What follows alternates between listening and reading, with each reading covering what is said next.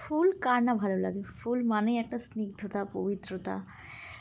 মানে দেখো আমাদের বাড়ির জানলার ওপর দিয়ে পুরো একদম ঝুলে গেছে, আর ফুলগুলোর সাইজ দেখো এত ভালো লাগে দেখতে। নীলকণ্ঠ যেটা হয় আর কি, পাঁচ পাপড়ি একটা থোকা, যেটা জানলার ওপর দিয়ে গেছে ওটা হচ্ছে নীল নীল রঙের, আর এটা হচ্ছে সাদা। মানে পুরো গাছ জুড়ে একদম ভরে থাকে ফুলগুলো, এত ভালো লাগে না কি বলবো। আর সকালবেলা ফুল তুলতে তো ভীষণ ভালো লাগে, ভীষণ ভালো লাগে বেশ। আর আমাদের এত গাছের মধ্যে এত ফুল ফোটে যে সারা পাড়ার লোক এসে নিয়ে যায়। আর দেখো বন্ধুরা, আমরা যে ফুলগুলো তুলেছি এগুলো জাস্ট হাফ, ঠিক আছে।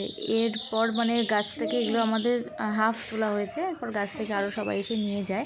তো দেখো এত ফুল, মানে কি বলবো, মনটা পুরো একদম ভরে যায়, খুব ভালো লাগে সকাল সকাল ফুল তুলতে।